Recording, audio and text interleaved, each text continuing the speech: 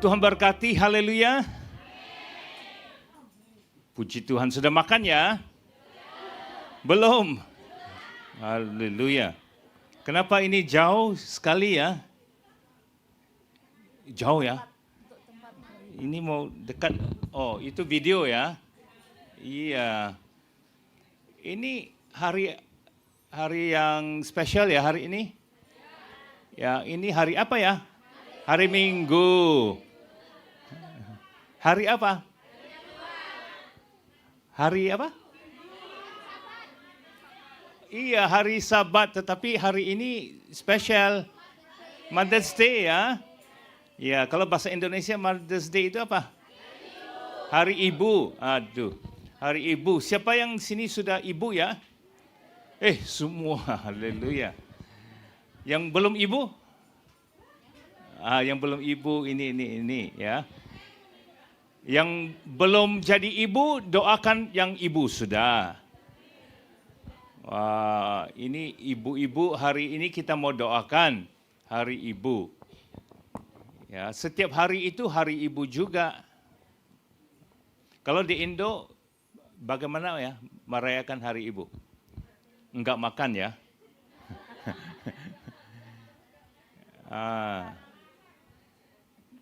Kenapa enggak makan hari ini? Puasa? Betul ya? Enggak ya? Malas ya? Yang 3 minggu yang lalu ya, kan kita sudah mempelajari dari kisah para rasul. Ya, firman Tuhan mengatakan pekerjaan Tuhan di kisah para rasul ini, Tuhan bekerja di gerejanya. Amin. Ada kebangkitan rohani. Langsung Tuhan memberikan Roh Kudus ya, baptisan Roh Kudus. Yang sudah dibaptis Roh Kudus, mari lihat tangannya, ada, dibaptis Roh Kudus. 4 orang aja ya, yang lain belum dibaptis Roh Kudus ya. Haleluya. Sudah. Apakah arti baptisan Roh Kudus? Apakah perbedaan keselamatan dengan dibaptis Roh Kudus? Baptisan air dengan baptisan Roh Kudus. Bedanya apa ya, saudara?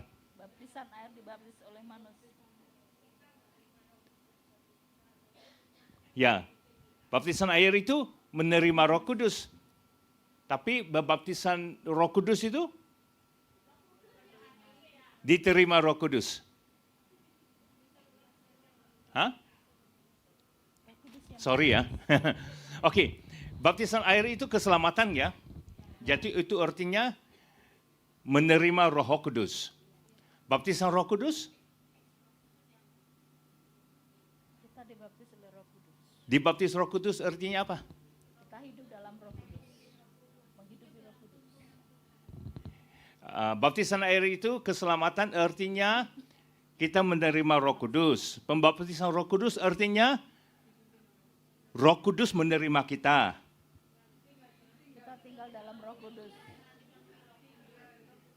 Ya, keselamatan itu Roh Kudus tinggal di dalam kita. Pembaptisan Roh Kudus kita tinggal di dalam Roh Kudus. Betul ya? Ya. Haleluya. Jadi ini semuanya sudah Roh Kudus tinggal di dalam kita ya. Amin. Jadi Paulus katakan kita ini bait Allah karena Roh Kudus itu di dalam kita ya. Ya, bait Allah itu artinya kita ini gereja Tuhan. Gereja Tuhan itu bukan ini. Bukan gedung ya, tetapi ini gedung-gedung ya. Orang-orangnya. Tetapi pembaptisan Roh Kudus kita kita tinggal di dalam Roh Kudus. Amin. Bedanya ya, tahu ya? Karena pembaptisan artinya di dalam. Jadi kalau dibaptis air itu kita di dalam air, bukan air di dalam kita ya. Kalau kita di dalam air di dalam kita sudah mati. Hah? Betul nggak? Ya, terlalu lama kita mati ya. Tetapi pembaptisan Roh Kudus artinya kita di dalam Roh Kudus. Roh Kudus juga di dalam kita, langsungnya kita mabuk. Iya, kan Paulus katakan di buku Efesus dia katakan janganlah kemabukan dengan arak. Adakah? Anggur, ya. Tetapi mabuk di dalam Roh Kudus. Tahu artinya apa? Bedanya apa? Kalau kita minum anggur sedikit belum mabuk. Kita minum lagi sampai mabuk. Jadi yang pertama kita minum itu, kita minum anggur. Sudah mabuk, anggur minum sama kita. Nah, ini bedanya. Jadi seperti ini juga, ya perbedaan ini, keselamatan itu kita minum Roh Kudus. Tetapi pembaptisan Roh Kudus itu Roh Kudus minum kita. Jadi kita mabuk rohani dalam roh. Tahu bedanya sekarang ya? Kenapa? Ini kali pertama kah dengar ini? Ngerti ya? Nah, jadi kisah para rasul katakan mereka yang dibaptis Roh Kudus itu ada apa ini bahasa Inggris? Evidence itu apa? Ada bukti. Yang dibaptis Roh Kudus buktinya apa? Berbahasa roh. Amin. Sudah berapa yang berbahasa roh? 3 orang sahaja. 5 orang. Yang berbahasa roh. Jangan malu-malu. Oke. Yang belum bahasa roh, nanti kita mau doakan. Berapa yang belum bahasa roh? Banyak. Minyak. Banyak. Oke. Yang berbahasa roh. Firman Tuhan katakan berbahasa roh itu tanda bukti kita sudah dibaptis Roh Kudus. Ya. Jadi Pastor Edmond, apakah tujuan berbahasa roh? Buku 1 Korintus pasal yang ke-14 ayat 2 dengan ayat 4 ya. Paulus katakan mereka yang berbahasa lidah, berbahasa roh itu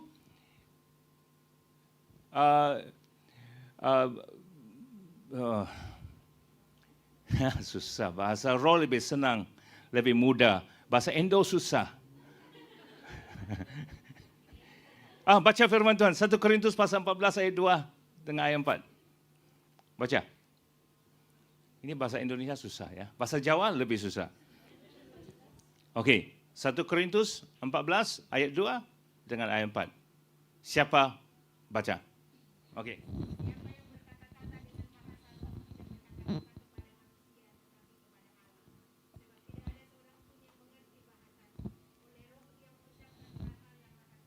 Oke, oleh roh dia mengucapkan hal-hal yang berasia. Berasia. Rahasia, bukan Rusia. Rahasia.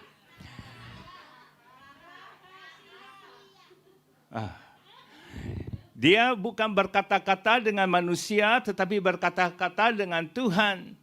Ya, dan manusia tidak ngerti. Karena ini sedang berkata dengan Tuhan. Ya, oleh roh. Ya, jadi bahasa lidah ini adalah doa. Kita berkata-kata dengan Tuhan, bukan dengan manusia. Manusia itu tidak ngerti. Ya, pasal 14 ayat 14 dengan ayat 15. Baca. Ayat 14 dan 15 baca.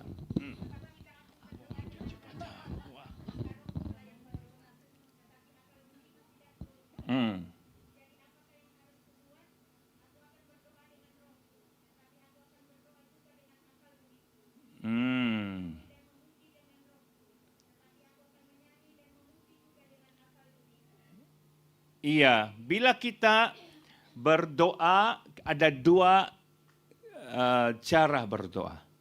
Ya, cara yang pertama doa dalam bahasa Indonesia. Cara yang kedua doa dalam bahasa Canton.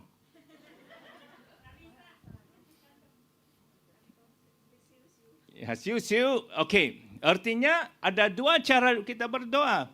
berdoa dengan bahasa yang kita tahu, bahasa duniawi, ya. Yang cara yang kedua, berbahasa dengan roh kita, bukan Roh Kudus, dengan roh kita. Kan bahasa Indonesia itu ada di sana. Berdoa dengan roh sendiri. Bagaimana kita memuji Tuhan? Memuji dengan akal budi dan juga menyembah dengan roh. Banyak orang Kristen hanya berdoa dengan akal budi. Kebanyakan tidak doa dengan roh. Roh itu tidur. Tidur. Akal budi yang bekerja, yang berdoa. Tetapi 1 Korintus pasal 14 ayat 2 dan 4 mengatakan, bila kamu berkata-kata dalam roh, kamu berkata-kata dengan Tuhan bukan dengan manusia, karena bila kamu berkata-kata dengan Tuhan, itu kamu dibangunkan, dikuatkan. Ya. Ayat 3, ayat 4 mengatakan, tetapi kalau kamu bernubuat, profesi ya, bernubuat itu untuk menguatkan gereja. Orang lain, gereja. Jadi, Ibu, ada keperluan doa. Ini yang betul-betul ya. Keperluan doa apa? Orang tua. Orang tua itu masih Muslim. Oke. Jadi saudara ini mengatakan, mari doakan orang tua saya karena mereka ini masih belum percaya Yesus. Malam nanti saya doa. Oh Tuhan, saya mau doakan saudara ini, orang tuanya di Indo, ya masih belum percaya akan Yesus. Oh, sudah selesai. Baru 3 saat sudah selesai. Pendek ya doanya. Roh Kudus bilang, namanya apa? Saya tak tahu. Orang tuanya di mana? Saya tak tahu. Mungkin Indo, mungkin saya tidak tahu. Itu doa dengan akal budi. Ada limitasinya. Kan? Saya doakan saudara itu sakit. Sakit apa? Enggak tahu, tapi sakit. Kenapa kamu tahu dia sakit? Mukanya sakit. Sakit muka. Saudara, Tuhan doakan saudara jemaat Indo, mereka itu capek ya. Semuanya ngantuk-ngantuk. Tuhan segarkan mereka, berikan kekuatan. Tuhan bilangnya, mereka itu sakit kah? Ngantuk kah? Kenyang kah? Lapar kah? Ya, kurang tidur kah? Apa? Saya tidak tahu Tuhan. Itu doa akal budi. Ada banyak limitasinya. Nah, sekarang tahu kenapa banyak orang Kristen waktu doa ngantuk-ngantuk semua? Ya, tidak kuat doanya. Jadi Tuhan katakan, berdoa dengan rohmu. Bila berdoa dengan roh, Tuhan, ada itu saudara di jemaat Indo, Icak itu, mau doakan orang tuanya yang belum percaya Yesus. Oh, mau doa apa lagi? Saya nggak tahu Tuhan, tetapi saya doa dengan roh sekarang. Koraba kasiki di antara baraba. Oh Tuhan, koraba di antara dada. Saya tidak tahu apa yang saya doa, tetapi roh saya tahu. Jadi roh saya doakan orang tuanya. Nah, ini berkat dibaptis Roh Kudus. Banyak orang Kristen tidak tahu. Ya.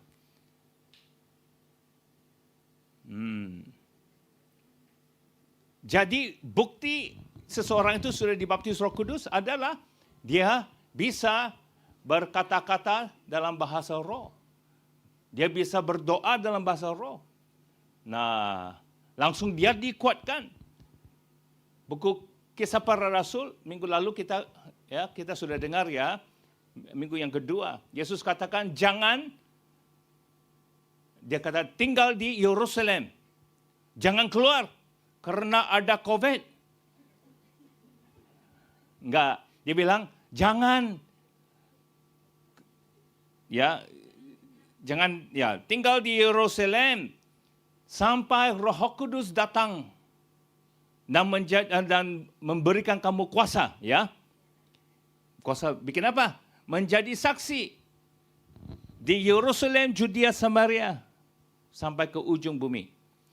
Menjadi saksi, bukan bersaksi. Itu beda. Banyak orang yang bersaksi tetapi bukan saksi. Saksi ini aja bersaksi. Tapi menjadi saksi ini semua. Dari hari Senin sampai hari Minggu kita menjadi saksi. Bukan saja hari Minggu jam 2 sampai jam 4 di Victoria Park. Itu bersaksi. Ya, tetapi menjadi saksi. Bagaimana kita bisa menjadi saksi Tuhan? Nanti sudah sampai ke Roma sama majikan, ya besok pagi-pagi ke pasar, kemana aja, ya menjadi saksi Tuhan. Bagaimana? Susah loh, susah ya. Nanti dimarah-marah kita mau menjadi saksi, ya susah.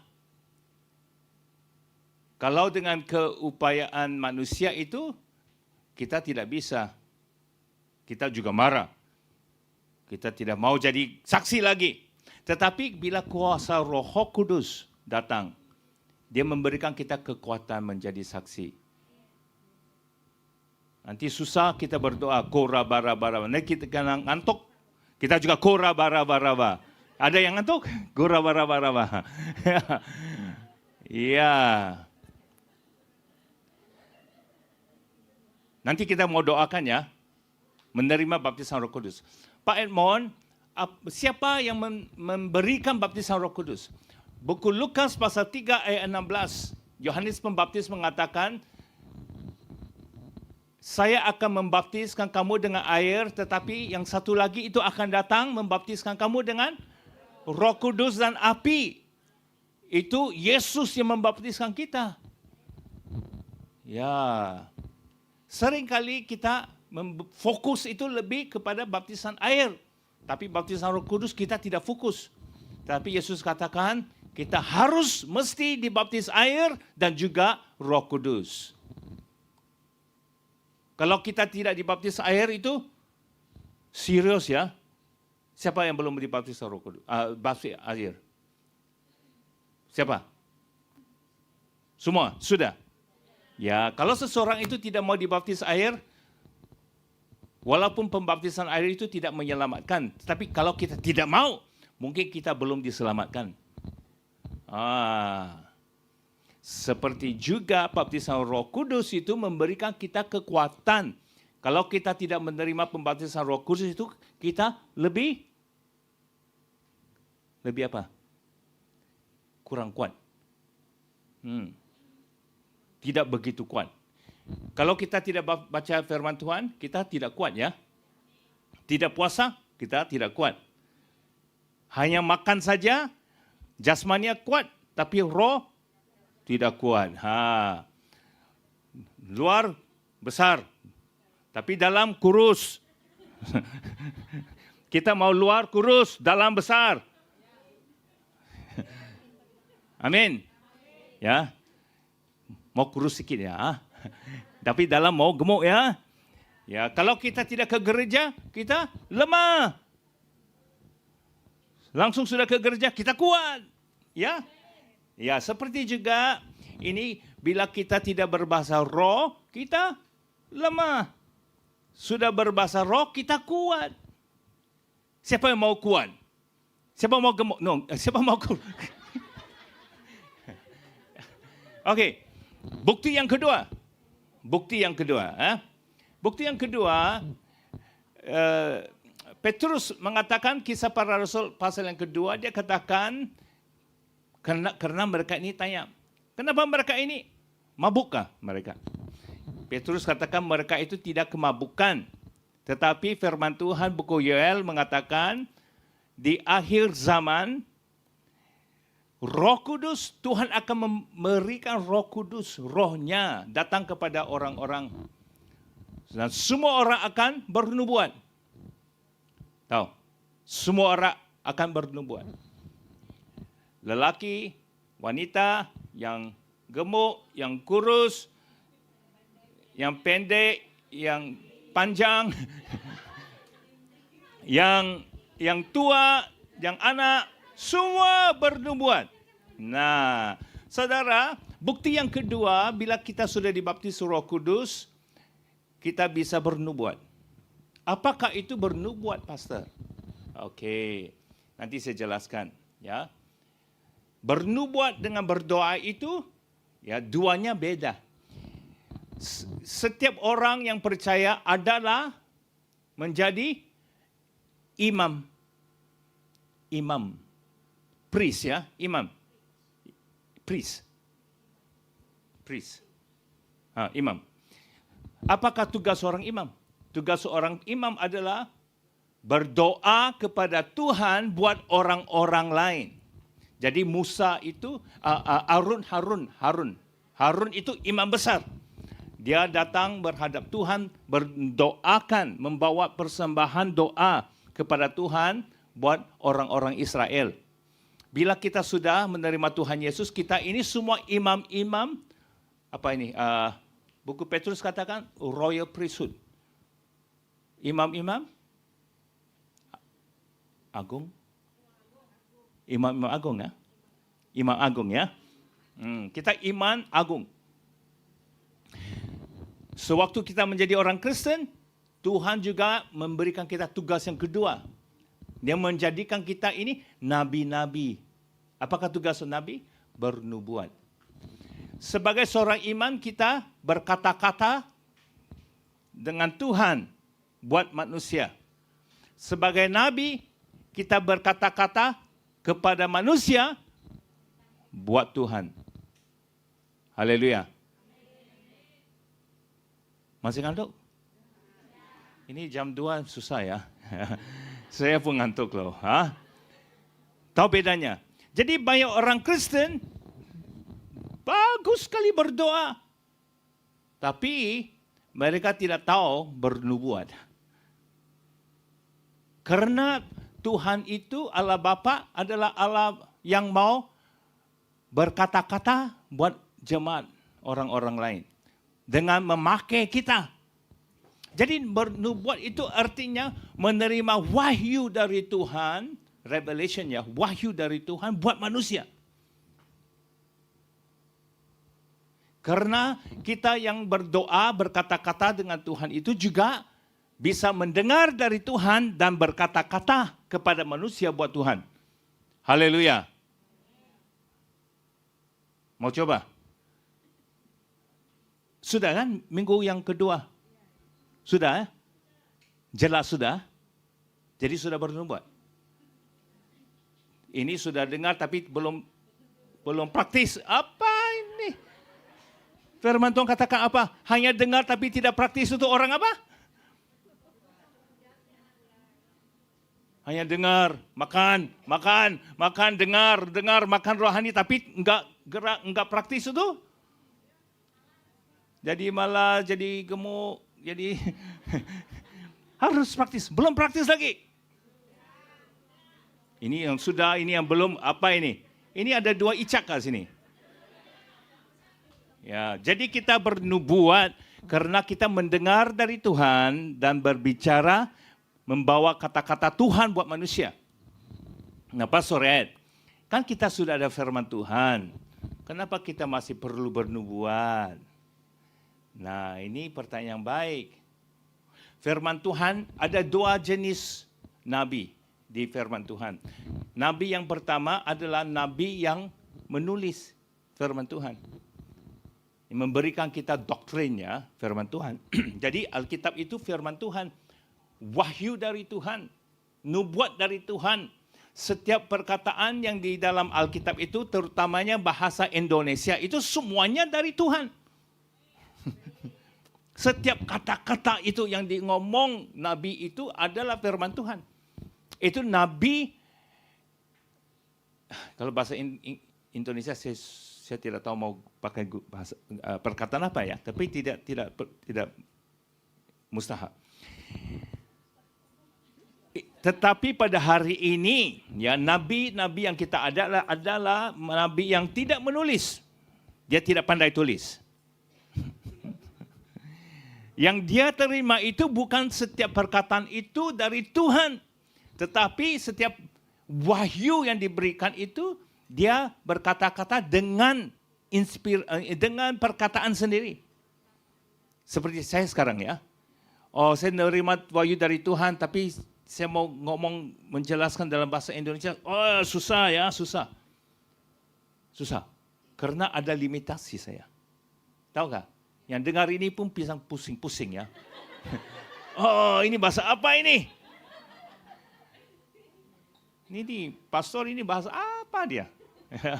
Susah mau ngerti. Ya, mungkin salah ngerti. Aduh, bahaya. Kan itu karena saya ada limitasi ya. Jadi wahyu yang diterima oleh manusia ya, itu ada limitasi. Jadi kadang-kala itu tidak begitu tepat. Tetapi untuk membangunkan jemaat. Jadi ada dua jenis nabi. Nabi yang pertama itu sudah tidak ada lagi. Sudah selesai karena firman Tuhan itu sudah lengkap. Ya. Tetapi nabi yang kedua itu masih ada. Tetapi ada 3 jenis nabi, 3 jenis wahyu ya, di dalam perjanjian baru. Ada belajar sudahkah ini? Belum? Ada? Yang bilang ada? Sudah belajar? Ada 3 jenis wahyu nubuat di perjanjian baru. Sudah belajar? Belum. Okey. Yang pertama, buku Efesus pasal yang keempat. Ada 5, saya tidak tahu apa ini. Ada rasul, nabi, penginjil, gembala, pengajar. Ada 5. Rasul dengan nabi itu seringkali sama-sama.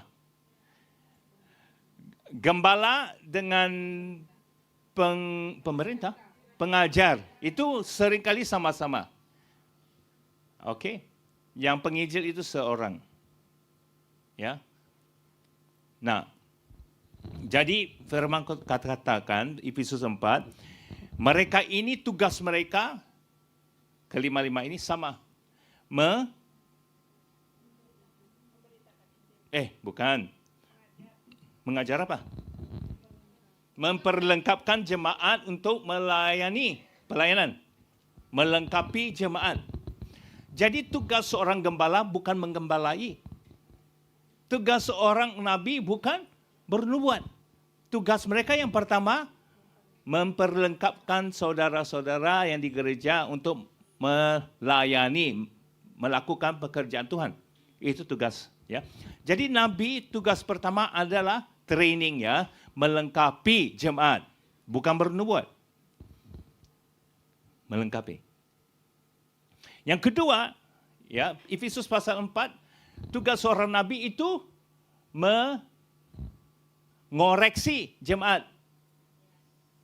Mengoreksi. Siapa senang dikoreksi? Oh, yang 2, 1, 3, 4, 5. Okey, mari saya mau mengoreksi sekarang. Okey, kisah para rasul, Ananias, Safira kan, mereka itu berdusta. Langsung Petrus mengatakan, kamu sudah berdusta bukan dengan manusia tapi dengan Roh Kudus. Langsung mereka mati. Aduh, bahaya. Berdusta di luar tidak mati. Berdusta di dalam gereja mati. Oh, Roh Kudus jadi itu mengoreksi gereja. Tugas yang kedua. Nah, nubuat yang kedua, 1 Korintus pasal 12. Karunia nubuat. Kalau bahasa Indonesia, dia bilang apa? 9 karunia Roh Kudus itu bukan buah, karunia. 1 Korintus 12. 9 karunia Roh Kudus itu tujuannya apa? Untuk bukan yang 9 itu kesemuanya untuk apa? Kalau bahasa Inggris for the common good. Untuk bahasa Indonesia? Untuk apa? Membangun jemaat. Okey, membangun jemaat. Bahasa Indonesia ya, di firman Tuhan sana. Membangunkan jemaat. Jadi di gereja, setiap orang ada karunia Roh Kudus. Siapa yang tidak tahu karunia Roh Kudusnya apa? Siapa tidak tahu? Semua tahu? Kalau semua tahu, saya tanya sekarang. Siapa tidak tahu? Siapa ada karunia tidak tahu? Itu karunia juga ya. Ada?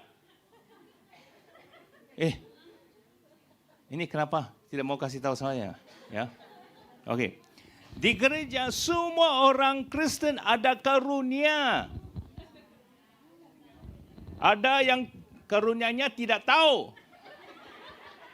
Tapi sebagai karunia adalah saya tahu. Siapa yang tidak tahu? Ya, oke.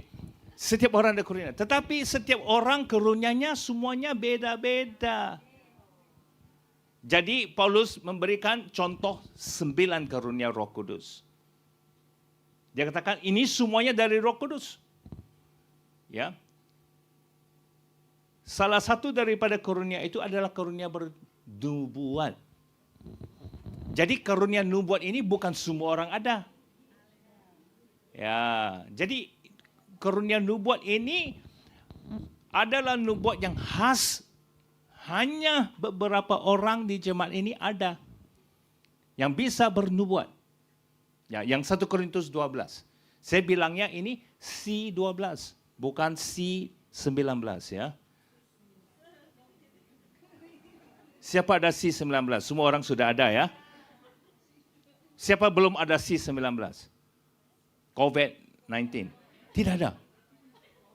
Tidak pernah ada. Mari doakan dia. Siapa yang belum ada C19? 1, 2, ini orang Indo sehat-sehat ya. Belum pernah ada. Orang Indo ini sambal ini berkesan ya. Haleluya. Sambal ya. Aduh. Saya sudah 1 kali ya. Oh, saya tidak.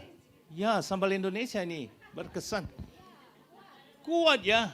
Ini virus takut sama sambal ya. Oh. Oke. Jadi yang pertama ini yang Efesus 4 saya bilangnya ini I4. I4 adalah orang yang posisinya nabi, bukan saja kalau bahasa Indonesia ada fungsi. Function, fungsi. Fungsi ada ya. Oke, fungsinya bernubuat tetapi posisinya juga bernubuat. Tahu bedanya apa ya, Kak? Oke. Ini posisinya pelayanan apa ini? Tamborin. Tamborin ya. Ya, tamborin. Oke. Ini posisinya tamborin. Penari tamborin ya. Ya. Saya fungsinya tamborin, tapi saya bukan posisi tamborin.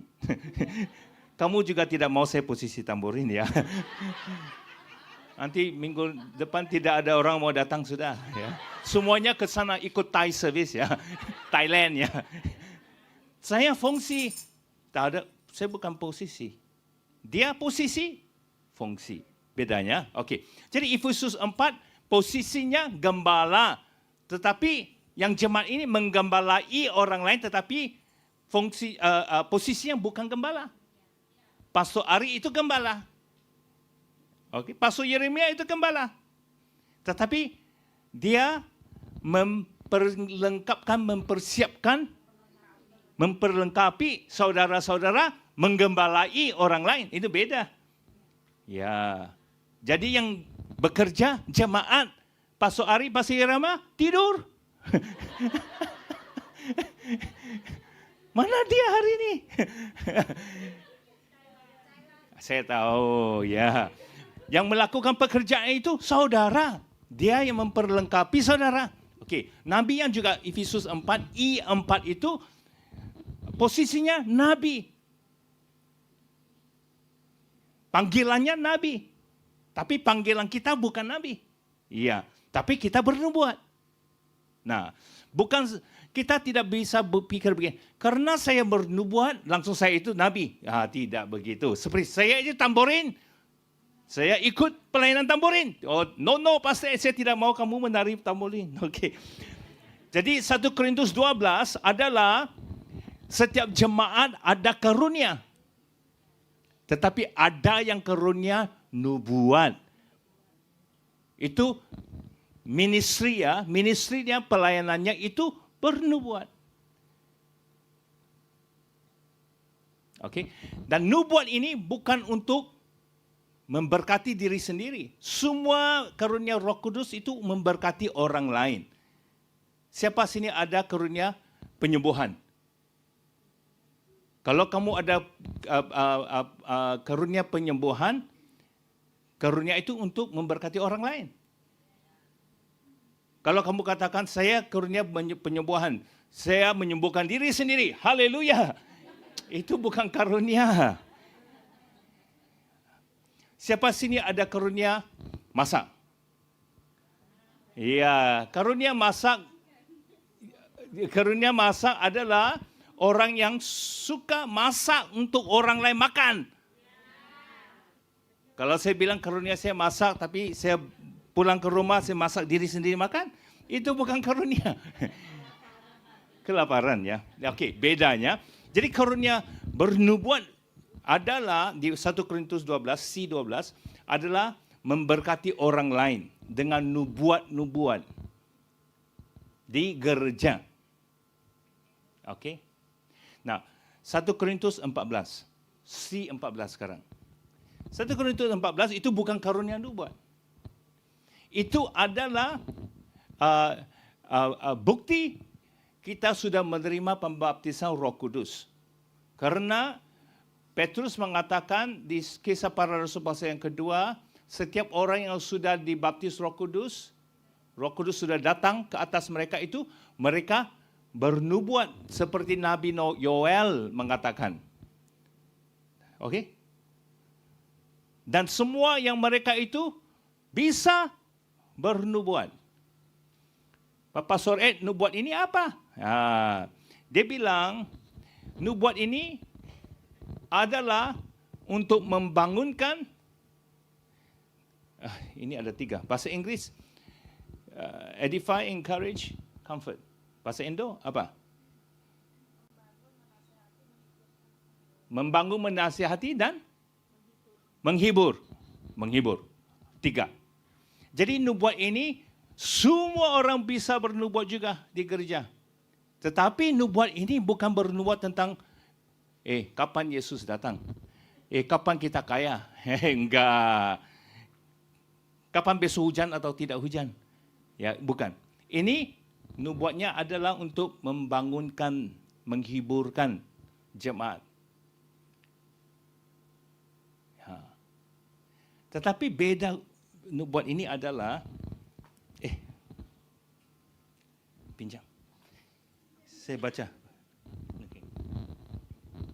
Okey.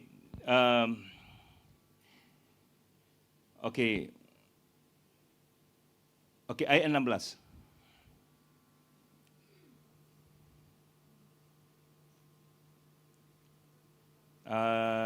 Nanti ya. Ayat yang ke-21, 21. Okey, dalam hukum Taurat ada tertulis oleh orang-orang yang mempunyai bahasa lain. Dan oleh mulut orang-orang asing, aku akan berbicara kepada bangsa ini, namun demikian mereka tidak akan mendengarkan aku firman Tuhan. Ayat 22, karena itu karunia bahasa roh adalah tanda, berbahasa lidah itu adalah tanda, bukan untuk orang yang beriman, tetapi untuk orang yang tidak beriman. Okey? Berbahasa lidah korabara-baraba ini adalah tanda bukan untuk orang percaya, tetapi orang tidak percaya. Itu tanda yang negatif buat orang yang tidak percaya. Itu adalah tanda karena di Perjanjian Lama bila orang Israel mendengar bahasa asing, oleh homa ngote hosek fana, bahasa asing, itu artinya apa? Ada musuh mau datang menyerang. Betul. Ya. Ya. Itu artinya Tuhan menghukum mereka. Mereka akan diserang. Ya, kalau di sekarang dia homa hosega, artinya ada banyak orang asing datang melawat mengunjung. Sekarang lain, ya. Tapi waktu itu artinya akan diserang, ya. Itu tanda yang negatif. Jadi Paulus ini mengatakan bila orang yang tidak percaya masuk ke gereja, dia mendengar pastor koraba karaba, ini luar biasa. Pasti Tuhan hadir di sini. Bahasa Indo dia tidak ngerti, tapi saya koraba, dia tahu ini Tuhan pasti ada di sini. Ya, jadi apa lagi? Dia bilang sedangkan karunia untuk bernubuat adalah tanda bukan untuk orang yang tidak beriman, tetapi untuk orang yang beriman. Bila kita bernubuat di gereja, artinya buat orang yang percaya, Tuhan hadir di sini. Pastor Ari tidak ada di sini, tapi Tuhan masih di sini. Tadi kita sudah pelajari ayat 3, ayat 4, 1 Korintus 14, bilangnya apa? Bila kita bernubuat, gereja akan dibangunkan, kan? Bila kita tidak bernubuat, gereja lemah. Seperti bila kita tidak berdoa dalam roh, kita lemah. Kita berdoa dalam bahasa roh, kita kuat. Bila kita belum makan, kita lemah, ngantuk, pastor, dingin. Ini khotbahnya panjang. Bila kita sudah makan, kita kuat. Nubuat sama juga. Bila di gereja enggak ada nubuat, gereja itu lemah. Bukan lemah lembut ya. Orang Indo lemah lembut ya. Bukan itu lemah. Itu gentle ya. Ini lemah, ini weak. Jadi kita mau nubuat di gereja ya. Kenapa? Supaya kita kuat. Jadi bilangnya bernubuat itu adalah tanda untuk orang beriman. Artinya apa? Tuhan ada di sini. Tahu lagu itu ya? Roh Kudus ada di sini. Tahu ya? Itu. Oke. Jadi dia bilang apa? Ayat 23. Jadi kalau seluruh jemaat berkumpul bersama-sama dan tiap-tiap orang berkata-kata dengan bahasa roh, bahasa lidah.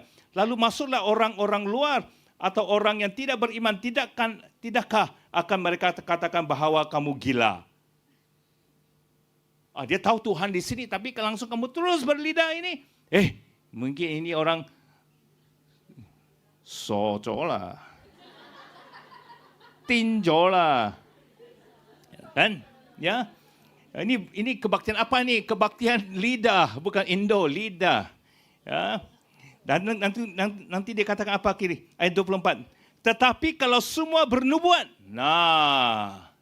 lalu masuk orang yang tidak beriman atau orang baru. Siapa orang baru sini? Ada orang baru sini? Kenapa tak ada orang baru? Yang kurang baru, ada yang kurang baru? Yang tidak baru? Orang lama, ada orang lama. Oke. Hari Minggu pasti bawa orang baru ya. Dia bilang, lalu orang baru ia akan diyakinkan oleh semua dan diselidiki oleh semua. Segala rahasia yang terkandung di dalam hatinya akan menjadi nyata sehingga ia akan sujud menyembah Allah dan mengaku sungguh Allah ada di tengah-tengah kamu. Jadi artinya begini, dia orang baru masuk, orang yang tidak percaya masuk, bilang, kamu berbahasa lidah, pasti Tuhan ada di sini. Kalau kamu terus berlidah, dia bilang, kamu gila. Tetapi dia dengar ada nubuat, orang percaya, pasti Tuhan ada di sini karena kamu berdoa untuk membangunkan orang percaya kan. Tetapi orang yang tidak percaya mendengar nubuat itu bilang, Tuhan ini sudah menyelidiki hati saya. Tuhan ini sudah segala rahasia yang terkandung di dalam hatiku ini sudah menjadi nyata. Takut saya loh. Siapa mau rahasia itu dibongkar?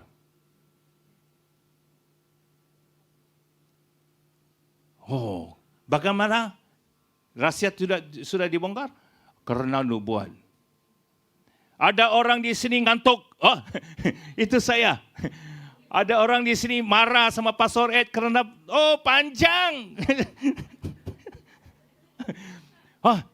Ini Tuhan sudah berkata-kata sekarang. Kenapa? Siapa tahu? Ini pasti Tuhan. Nah, tahu, nubuat. Nah, langsung dikatakan lagi, ini saya mau selesai sudah ya, jangan marah. Jangan selesai. Okey, ayat 26. Jadi bagaimana sekarang saudara-saudara, bila mana kamu berkumpul, hendaklah tiap-tiap orang mempersembahkan sesuatu. Yang seorang mazmur, yang lain pengajaran, atau penyataan Allah, atau karunia bahasa roh, atau tamborin, atau sambal. Artinya begini, setiap orang yang datang ke gereja, jangan datang dengan tangan kosong. Kalau bawa, bila kita ke gereja, Tanner Road, kita tangan kosong, kita akan meninggalkan gereja hari ini kosong juga. Dia bilang setiap orang yang datang ke gereja hari Minggu, setiap minggu, hanya harus bawa sesuatu. Bawa mazmur, bawa bantal, bawa selimut, bawa tamburin, bawa Alkitab, bawa orang baru, bawa pisang, bawa nasi. Nasi goreng ya. Ya, setiap kali kita datang gereja harus bawa. Bawa apa? Bawa sesuatu. Jadi bilangnya di sini kita membawa wahyu, ya. Dia bilang yang penyataan Allah. Kalau bahasa Yunani ini apokalip itu wahyu, revelation, ya. Tetapi semuanya, ayat 26 ya, yang terakhir. Tetapi semuanya itu harus dipergunakan untuk membangun. Yang bawa nasi, bawa sambal, jangan makan sendiri. Itu membangunkan diri sendiri. Tetapi diberikan orang lain membangunkan mereka. Minggu depan, bawa apa? Minggu depan bawa ya? Hah? Minggu depan ya? Sampai gereja minggu depan bagi tahu Pastor Ari, saya bawa ini. Pastor Ari, kenapa bawa? Pastor Ari bilang harus bawa setiap hari Minggu. Iya, jangan datang tangan kosong. Kalau tangan kosong, kita keluar pun kosong. Iya, okey. Ayat 27. Jika ada yang berkata-kata dengan bahasa roh, biarlah 2 atau sebanyak-banyaknya 3 orang seorang demi seorang, dan harus ada seorang lain untuk menafsirkannya. Jika tidak ada orang yang dapat menafsirkannya, hendaklah mereka berdiam diri. Kalau bahasa Inggris dia bilangnya talk to yourself. Bukan berdiam diri. Berkata-kata dengan sendiri. Ini pasti gila ini Saudara. Ya. Dalam pertemuan jemaat dan hanya boleh berkata-kata kepada dirinya sendiri dan kepada Allah. Dia tidak kata jangan berbahasa lidah. Dia bilang kalau bahasa lidah ini tidak ada yang diterjemahkan, langsung terus berbahasa lidah tetapi sendiri. Sendiri. Dan berkata-kata dengan Tuhan, kan di sini. Ya. Nah, ayat 31. Ayat 30. Tetapi jika seorang lain yang duduk di situ mendapat penyataan atau wahyu, ya, penyataan, maka yang pertama itu harus berdiam diri. Ini banyak diam-diam ya. Apa arti? Ini nubuat C14 sekarang. Bukan I4, bukan C12, bukan C19, ini C14. C14 adalah pembaptisan Roh Kudus. Semua orang bisa bernubuat karena semua orang itu nabi. Tetapi bukan posisi nabi ya. Ini fungsi nabi. Dia bilangnya begini ya. Ini belum pernah baca ini kah? Sudah ngerti ya? Kenapa? Pastor Ari Indonya kurang baik ya? Dia sudah bagi tahu tapi nggak ngerti. Jadi ini ngerti kah hari ini? Indo saya lebih baik ya? Saya tidak tahu, mungkin minggu depan nggak ngerti lagi. Okey. Satu kali lagi ya. Jadi bilang sebab, tetapi jika seorang lain yang duduk, ini bukan berdiri, tapi duduk. Apakah arti seorang yang duduk? Duduk artinya relax. Duduk artinya beristirahat, kan? Saya nggak duduk, saya berdiri, saya yang kerja. Duduk artinya kalau duduk lama-lama ngantuk. Itu artinya duduk. Ya. Di rumah kita duduk kah? Berdiri. Aduh. Kalau duduk kita malu. Aduh. Bila kali pertama kerja di tempat majikan, kita malu mau duduk ya. Yang masih baru ya dulu. Mem bilang, cola, mau isi mau. Makan juga tidak duduk loh, makan juga berdiri lah. Saya tahu ya, malu mau duduk. Karena duduk artinya malas. Duduk artinya beristirahat, kita harus kerja ya. Jadi ini bilangnya duduk. Bukan malas, tapi mendengar. Mendengar orang lain bernubuat. Tetapi bila kamu duduk, relax ini ya, beristirahat, dia bilang, di situ mendapat penyataan, terima wahyu. Kamu tidak berdoa untuk menerima wahyu, tapi kamu hanya dengar orang lain, tapi tiba-tiba ada wahyu. Mungkin visi, mungkin mendengar sesuatu, mungkin ada beban sesuatu di hati kita atau roh. Dia bilangnya harus kita, maka yang pertama itu harus berdiam diri. Sebab kamu semua boleh bernubuat seorang demi seorang sehingga kamu semua dapat belajar dan beroleh kekuatan. Kamu tahu nggak arti ini? Ini bahasa Indonesia ya, bukan Yunani. Tahu nggak artinya ini apa? Siapa mau jelaskan arti ini?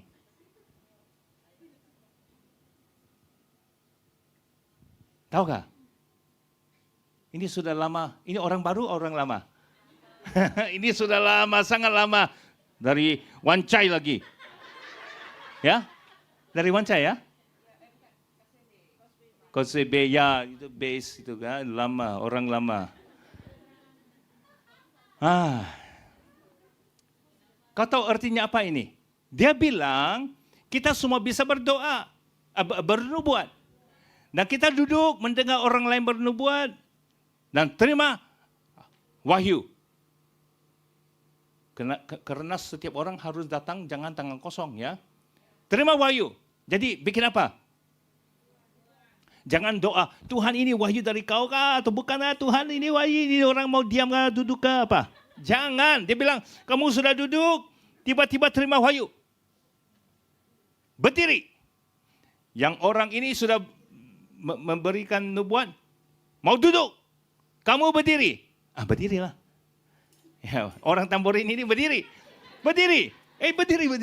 Berdiri, saya mau duduk sekarang. Tapi Tuhan, nubuat saya belum selesai. Paulus bilang apa? Yang ini sudah terima wahyu. Ini itu membagikan ke orang lain. Kamu lah itu orang lain. Kamu yang terima wahyu. Ya, saudara yang menerima wahyu. Jadi artinya saya tidak perlu selesai wahyu saya. Nubuat saya tidak perlu selesai. Kalau Tuhan mau orang lain terus. Saya mau diam-diam sekarang. Jadi ini nubuat lain. Ini untuk membangunkan, menghiburkan. Ya. Artinya Paulus bilang, jangan terlalu serius ya. Ini semua orang boleh bernubuat. Untuk membangunkan. Setiap kali kamu datang bersama-sama, nubuat. Karena nubuat itu menguatkan jemaat. Minggu lalu ada nubuat? Ada ya? Ya, membangunkan. Oh, Tuhan ada di sini. Nah, langsung kita terus ya.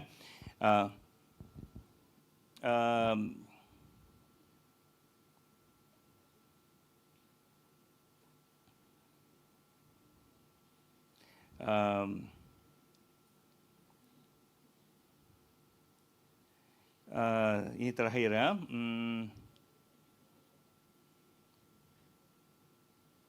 Okey, ayat 39 sekarang. 39. Karena itu saudara-saudaraku, usahakanlah dirimu untuk memperoleh karunia. Karunia apa? Untuk bernubuat. Setiap orang. Dan janganlah melarang orang yang berkata-kata dengan bahasa roh. Jangan melarang. 39, ayat 39. Semua orang harus berdoa, Tuhan memberikan saya nubuat supaya saya bisa membangunkan jemaat setiap hari Minggu. Dan jangan, apa itu? Bernubuat apa? Jangan melarang orang bernubuat. Ya, berbahasa lidah. Jangan melarang. Ini di gereja ini. Jangan melarang. Tapi seringkali kita melarang. Kalau tidak ngerti, tidak diterjemahkan, jangan. Tapi Paulus bilang, jangan melarang. Siapa sudah baca Alkitab?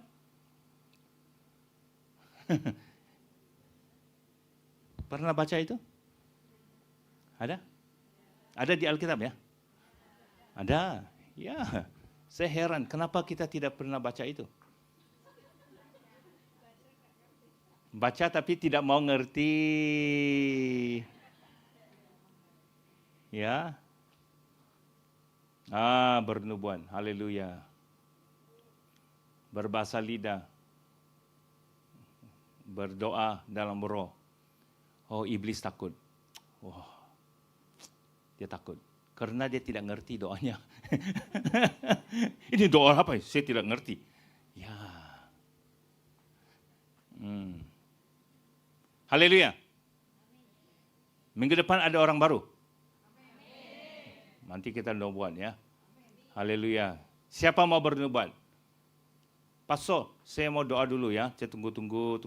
Enggak. Ini mudah. Tuhan memberikan sesuatu di hati kita, tetapi harus membangunkan. Jangan marah-marah semua orang ya. Menghiburkan. Pastor, apakah itu nanti saya memberikan wahyu nubuat itu yang salah? No problem. Kalau itu menghiburkan itu, apa salahnya? Kalau itu membangunkan, apa salahnya? Betul nggak? Kalau itu tidak menghiburkan, walaupun itu betul pun, mungkin salah karena rohnya tidak baik. Adakah orang baru kah? Ini tidak pernah ketemu orang baru ya? 5 kali baru, 6 kali baru. 4 kali baru. Wah, nubuat saya bagus ya. 4, bukan 5. Oke. Haleluya. Haleluya. Sekarang sudah duduk-duduk ini, kalau ada nubuat, mari ambil mic, nubuat. 2-3 orang ada. Apakah Tuhan ingin berbicara buat jemaat ini pada hari ini? Ada yang mau nubuat? Haleluya.